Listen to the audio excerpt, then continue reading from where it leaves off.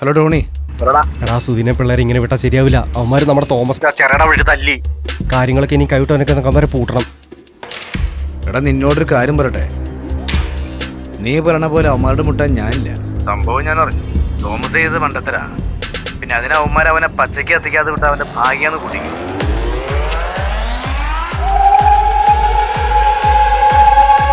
എടാ അവന്മാർ എവിടത്തെ വലിയന്മാരാണെങ്കിലും അവന്മാർ നമ്മുടെ ഏരി കയറി കളിച്ചോണ്ടിരിക്കണം. അത് സമ്മതിച്ചു കൊടുക്കണമെന്നാണ് നീ പറയണേ. അവന്മാർ കഴുതപ്പുലി കൂട്ടാ. അവന്മാരുടെ മുന്നിൽ ചെന്ന് പെട്ടാണ്ടല്ലോ ചത്തൂന്ന് കൂട്ടിയാൽ മതി. ഒന്നിനും മുന്നും പിന്നെ നോക്കാത്തവരാ അവന്മാര്. നമ്മൾ 3-4 പേര് വിചാരിച്ചിരുന്ന ഒരു കാര്യമില്ല. നിനക്ക് ആ സുധീനെ അറിയാൻ പാടില്ലാത്തോണ്ടാ. അവന് ഒറ്റ എടുത്താൽ മതി നമ്മുടെയൊക്കെ അടപ്പ് എറിക്കാൻ.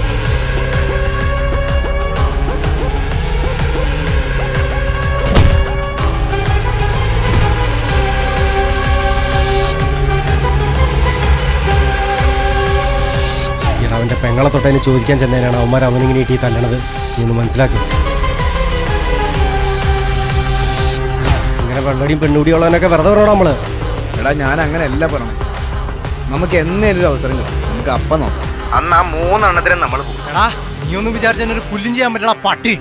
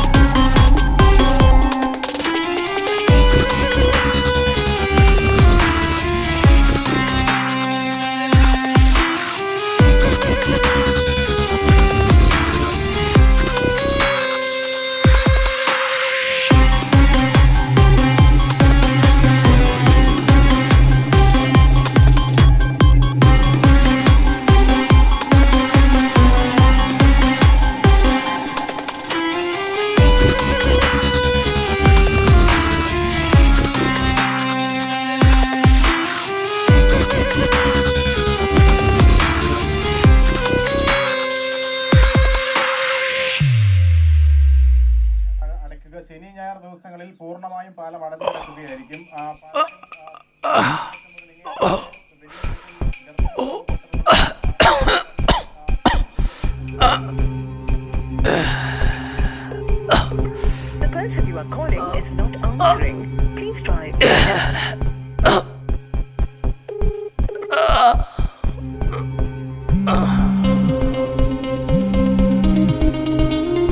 ഹലോ ഹലോ അതെ ഹരീഷ.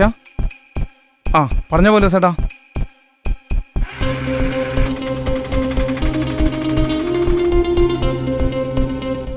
ഈ ചെറുക്കൻ കഴിക്കാതെ പോയോ? ഹലോ ചേട്ടാ, ദേ ഇപ്പം എത്തും ആശുപത്രിയില്ല. പേടിക്കണ്ട കേട്ടോ. ഇപ്പം എത്തും. 5 മിനിറ്റ്.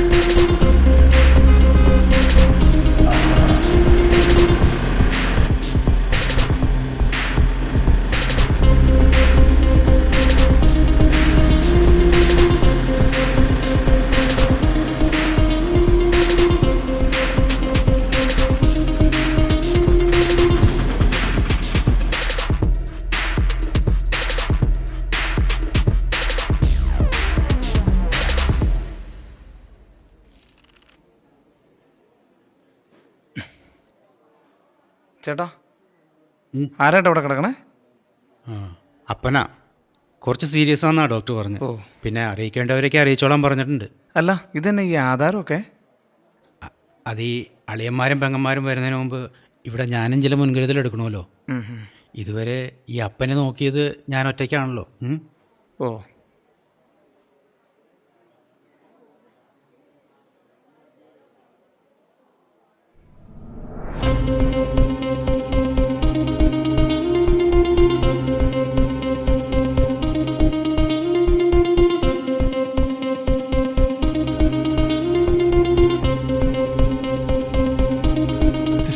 ഈ കാഷ്വാലിറ്റി റൈറ്റ് സൈഡിൽ ഫസ്റ്റ് റൂം.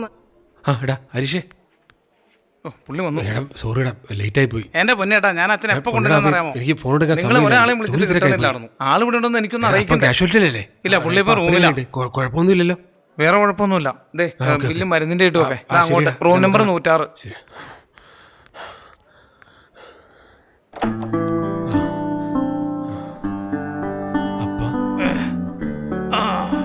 എന്നതാടാ ചെറുക്ക, ഞാൻ ചത്തട്ട് കാണാൻ വന്നാ മതിയായിരുന്നല്ലോ. അതപ്പാ എനിക്ക് ജോലി തിരക്കായിരുന്നു, അതാ ഫോൺ എടുക്കാൻ പറ്റാഞ്ഞേ.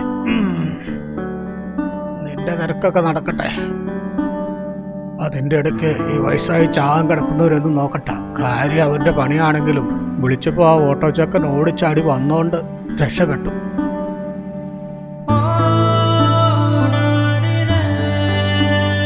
മക്കൾ ഒരുപാടുണ്ടെന്ന് പറഞ്ഞിട്ട് എന്താ കാര്യം? അത്യാവശ്യ സമയത്ത് ഉപകരിക്കണമെങ്കിൽ ആ ചെക്കനെ പോലെ ഉള്ളവർ വേണം.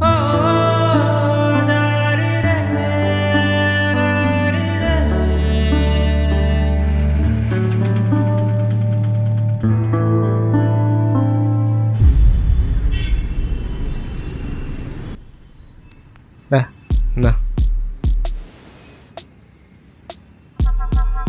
അയ്യോ, സമയം എന്തായി? സമയം 9 കഴിഞ്ഞു. അയ്യോ, ഞാൻ ഇപ്പൊ വരാം. നീ എങ്ങോട്ടാ? സുധി, നീ ലൈലനെ കാണാൻ പോയിരിക്കില്ലേ?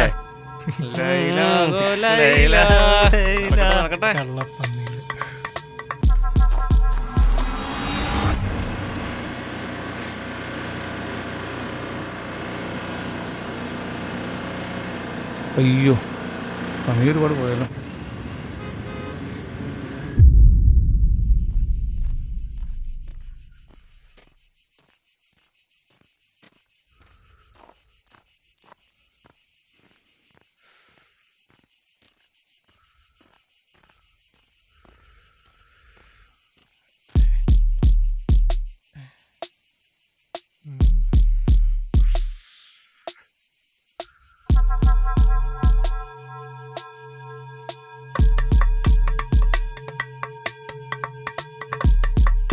ഒരു ലോഡ് വണ്ടിയാണല്ലോ നിൽക്കണേ. നോക്കി നോക്കാം.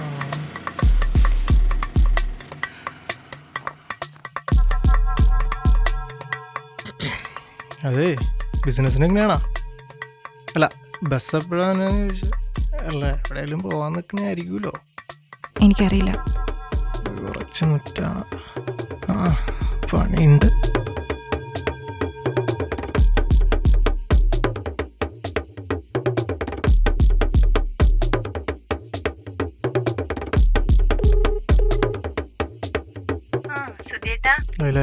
എന്താണ് മാഷേ, വീണ്ടും കാണാൻ തോന്നുന്നുണ്ടോ? എനിക്ക് പുതിയ സ്റ്റാഫിനെ വേണമെന്നല്ലേ പറഞ്ഞേ. ഞാൻ ഓരോരുത്തരും ഒപ്പിച്ചേറ്റെ. കമ്മീഷൻ വേണം. എടാ മോനെ, ഞാൻ ഏറ്റു. അല്ല, ആരാള്? ഒക്കെ എത്ര വയസ്സുണ്ട്? പരിചയപ്പെടാൻ പോണുള്ളൂ. പക്ഷേ ആൾക്ക് വയറ്റിലുണ്ട്. അത് നമുക്ക് സെറ്റാക്കാം. അതൊന്നും കുഴപ്പമില്ല സുധേട്ടാ. ആൾക്ക് ഓക്കെ ആണെങ്കിൽ കൊണ്ടുപോവാ. എടാ ചക്കരെ, ബാക്കി നമുക്ക് ഇവിടെ വന്ന് സംസാരിക്കാം. നീ വെച്ചോ, ഞാൻ ഒന്ന് മുട്ടി നോക്കട്ടെ. വെച്ചോ.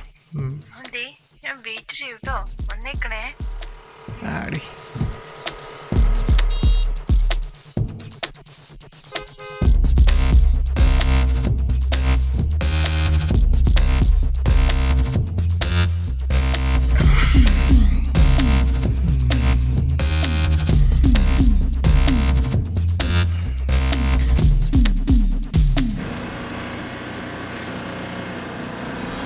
ചേച്ചി വന്ന് അവിടെ നിന്നേ.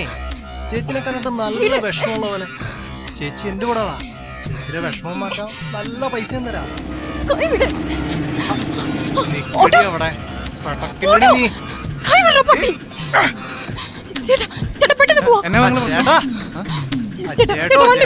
നിന്നേ. ഞാൻ ചേച്ചിനെ ഒന്ന് പരിചയപ്പെടാം.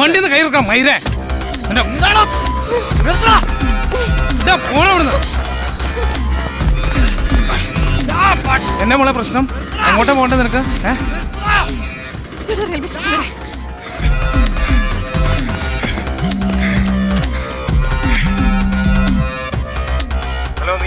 രാജു, ഞാൻ പുന്നേക്കാട് ബസ് സ്റ്റോപ്പിന്റെ അങ്ങോട്ട് വന്നേ.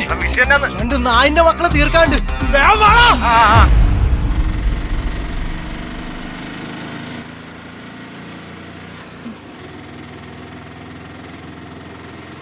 പെങ്ങളെ, പെങ്ങൾ പേടിക്കൊന്നും വേണ്ടെന്നേ. അത് ഈ കള്ളും കഞ്ചാവ് അടിച്ചിടക്കണമാരാ. തലയ്ക്ക് വെളിവില്ലാതെ ഓരോന്ന് കാട്ടിക്കൂട്ടുന്നേ.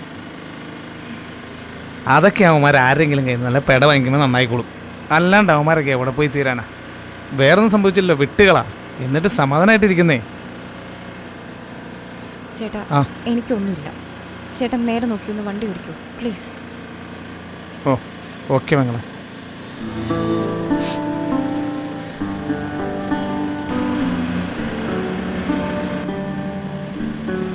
പെങ്ങളെ ഒരു കാര്യം പറയട്ടെ, ഇങ്ങനെ വിഷമിക്കുന്നത് വയറ്റിൽ കിടക്കുന്ന കൊച്ചിന് നല്ലതല്ല. അതാണ് ഞാൻ സമാധാനിപ്പിക്കാൻ ശ്രമിച്ചത്. അമ്മ ഹാപ്പി ആയിട്ടാണ്, മക്കൾ ഹാപ്പി ആയിട്ടിരിക്കും. തൻ്റെ മുഖം കണ്ടിട്ട് വേറെന്തോ വിഷമമുണ്ടെന്ന് മനസ്സിലായി. ഈ വിഷമവും വേദനയൊക്കെ നമ്മുടെ ലൈഫിലുണ്ടെന്ന്. നമ്മളതൊക്കെ നോക്കിയിരുന്ന് എങ്ങനെ ജീവിക്കാനാ? ഉള്ള ചെറിയ സന്തോഷമൊക്കെ നോക്കി ഒരു പോസിറ്റീവ് മൈൻഡിലങ്ങ് ജീവിക്കും, അത്ര തന്നെ.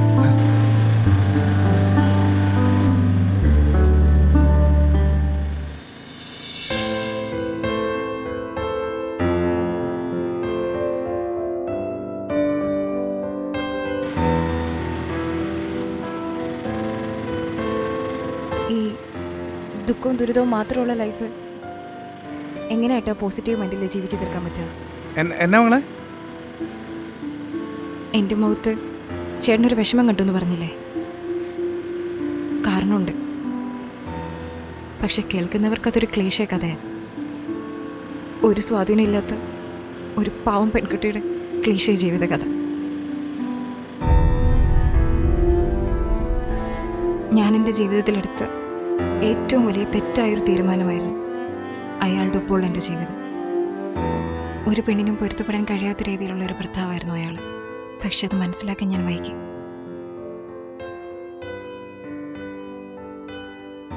ആ നശിച്ച ജീവിതത്തിൽ നിന്ന് എനിക്ക് കുറച്ചെങ്കിലും ആശ്വാസം കിട്ടിയത് എൻ്റെ ജോലിയിലൂടെയായിരുന്നു.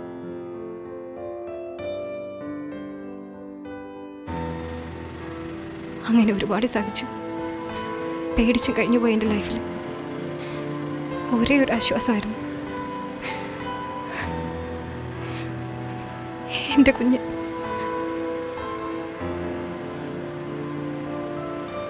പക്ഷെ ഞാൻ ഈ അവസ്ഥയിലാണ് എന്നുള്ളതൊന്നും അയാൾക്കൊരു വിഷയമായിരുന്നില്ല. അയാൾ അയാളുടെ ഫ്രസ്ട്രേഷൻസും ദേഷ്യവും ഒക്കെ തീർക്കുന്ന ഒരു ഉപകരണം, അത് മാത്രമായിരുന്നു ഞാൻ.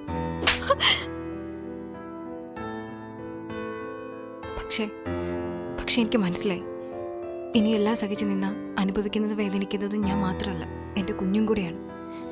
ഇനിയും അവിടെ നിന്ന സ്വസ്ഥമായിട്ടുള്ള ഒരു ജീവിതം എനിക്കും എൻ്റെ കുഞ്ഞിനും കിട്ടില്ല. അതുകൊണ്ട് രണ്ടും കൽപ്പിച്ച് ഞാൻ അവിടെ നിന്ന് ഇറങ്ങി.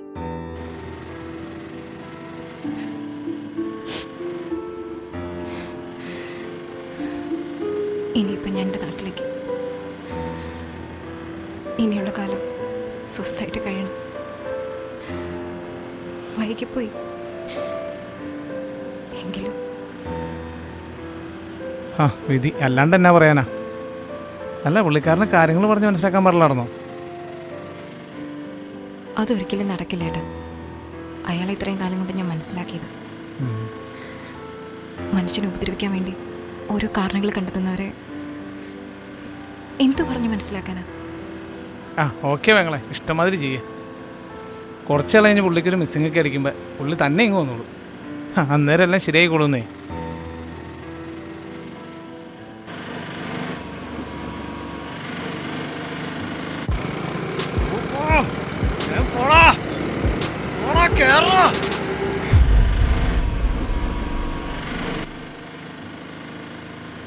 ചേട്ടാ, വണ്ടിയിൽ വെള്ളമുണ്ടോ കുടിക്കാൻ? വെള്ളോ? എന്നോടെ ഷോ, പെങ്ങളെ വെള്ളം തീർന്നല്ലോ. ഓ എന്നാ സാരല്ല ഏട്ടാ. ആ ദേ, അവിടെ ഒരു കട കാണണ്ട, അവിടെ നിന്ന് വാങ്ങിക്കാം. ഏയ് സാരല്ല, സമയം കളയണ്ട, ട്രെയിനിൻ്റെ സമയം. ഏയ് അത് കുഴപ്പമില്ല, ഒരു കുപ്പി വെള്ളം വാങ്ങിക്കണേ എന്തൊരു നേരം വേണം. ആ ശരിടാ. ദേ എന്നാ വെള്ളം.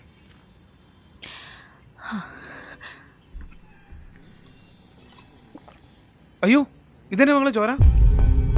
ദൈവമേ, നല്ല ബ്ലീഡിങ് ആണല്ലോ. പെയിൻ വല്ലതും ഉണ്ടോ? അയ്യോ, എന്നാ നമുക്ക് ഹോസ്പിറ്റലിൽ പോവാം. വേണ്ട ചേട്ടാ, എനിക്ക് റെയിൽവേ സ്റ്റേഷനിൽ പോയാൽ മതി, ഹോസ്പിറ്റലിൽ പോകണ്ട. പെങ്ങൾ ഇനിയിപ്പോൾ എന്ത് സംഭവിച്ചാലും നമ്മൾ ഹോസ്പിറ്റലിൽ പോയിട്ടേ പോകുള്ളൂ. മോനെ ഇവിടെ അടുത്ത് ഹോസ്പിറ്റൽ എവിടെയാ? ചേട്ടാ ഇവിടെ നിന്ന് 2 കിലോമീറ്റർ. ആ ഓക്കെ മോനെ. ചേട്ടാ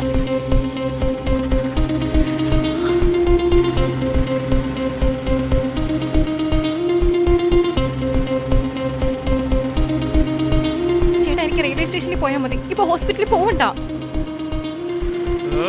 അത് ശരിയാവില്ല. ഈ അവസ്ഥയിൽ എത്ര ദൂരം പോയാലാ പറഞ്ഞാലും മനസ്സിലാവില്ല. ഇനി ഞാൻ ഇവിടെ ഉണ്ടെന്ന് അയാൾക്ക് മനസ്സിലായ അയാൾ എന്നെ വെറുതെ വിടില്ല. എനിക്കിനി സഹിക്കാൻ വയ്യ ചേട്ടാ. അതൊക്കെ പിന്നെ നോക്കാം പെങ്ങളെ. ഇപ്പൊ നമുക്ക് ആശുപത്രി പോവാം. ചേട്ടാ നമുക്ക് റെയിൽവേ സ്റ്റേഷനിലേക്ക് പോവാം പ്ലീസ് ചേട്ടാ. നിങ്ങൾക്ക് പറഞ്ഞാൽ മനസ്സിലാവില്ലേ? ചേട്ടാ എനിക്കൊരു കുഴപ്പമില്ല. എന്നെ ഒന്ന് റെയിൽവേ സ്റ്റേഷനിൽ എത്തിച്ചാൽ മതി പ്ലീസ്. ഇനിയിപ്പോൾ എന്ത് വന്നാലും ആദ്യം ആശുപത്രി പോയിട്ട കാര്യമുള്ളൂ. അല്ല പിന്നെ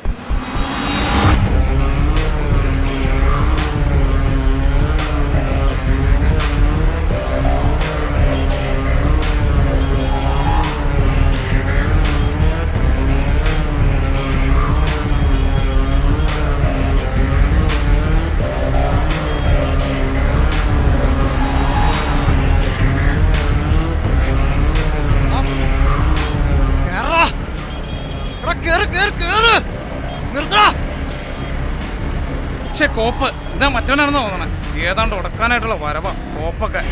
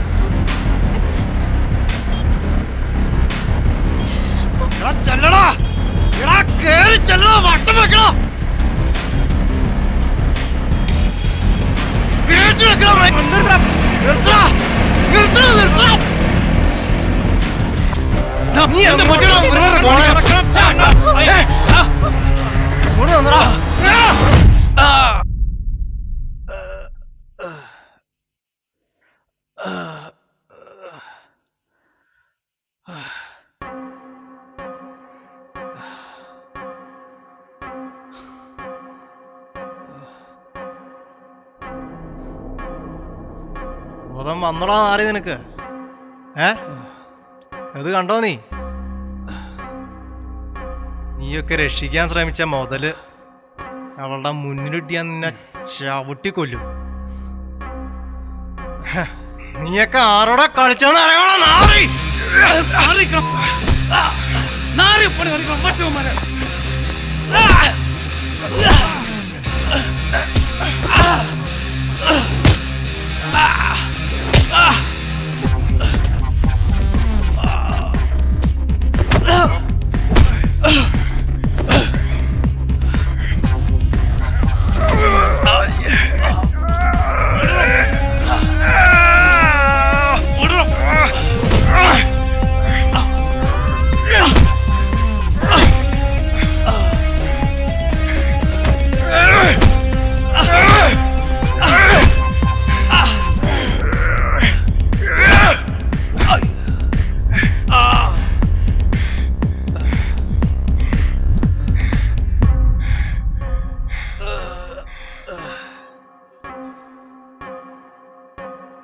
എടാ പെങ്കൊച്ച് ഗർഭിണിയാടാ. അതിനെ വെറുതെ വിടറാ.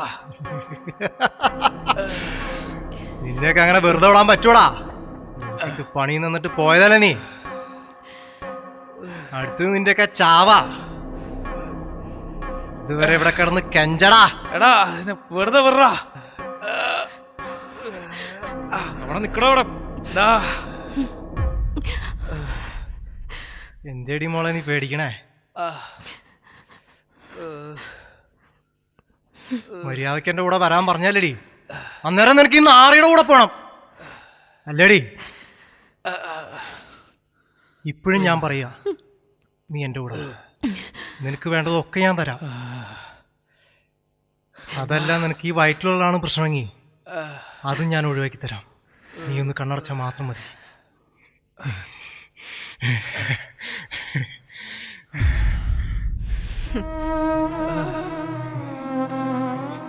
എൻ്റെ വയറ്റിലുള്ളതിനെ നീ ഒഴിവാക്കണ്ട, അതിനെ ഒഴിവാക്കാൻ എനിക്കറിയാം.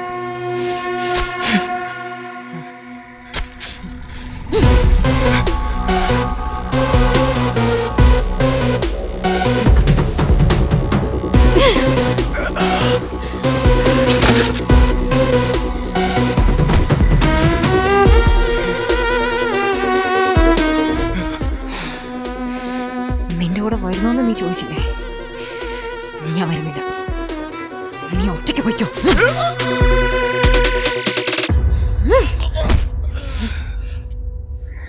നീ ആരാ ശരിക്കും?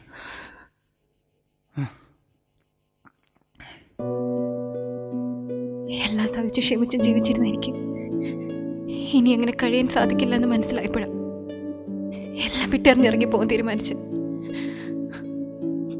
പക്ഷെ ആ തീരുമാനം എടുക്കാൻ ഞാൻ ഒരുപാട് വൈകിപ്പോയി.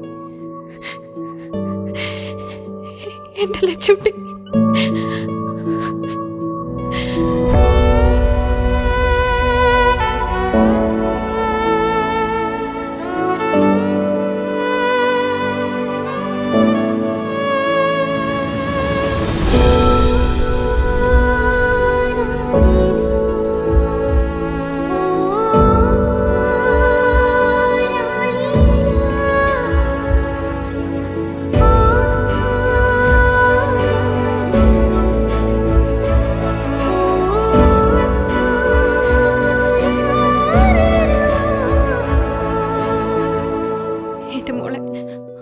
ഞാൻ അവസാനമായിട്ട് കണ്ടത്. ഹലോ ഇച്ചയ, ഞാനിന്ന് ഇവിടെ നിന്ന് ഇറങ്ങാൻ വൈകും. അപ്പോ മോളെ ഒന്ന് സ്കൂളിൽ നിന്ന് കൂട്ടാൻ പറ്റുമെന്ന് അറിയാൻ വേണ്ടിട്ടായിരുന്നു. ഹലോ ഹലോ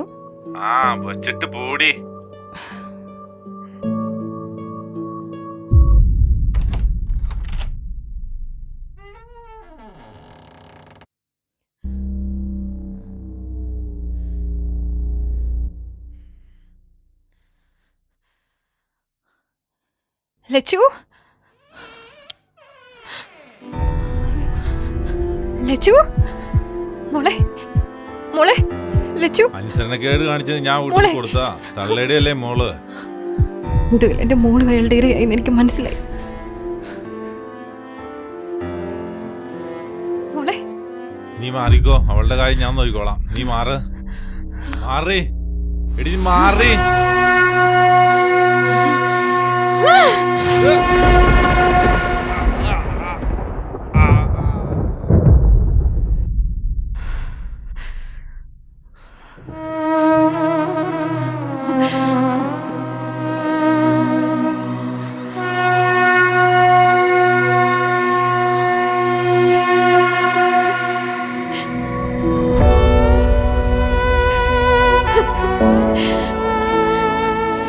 എന്റെ മോളെ അയാൾ ചെയ്തത് എനിക്ക് താങ്ങാനായില്ല. അതുകൊണ്ട് ഞാൻ അയാളെ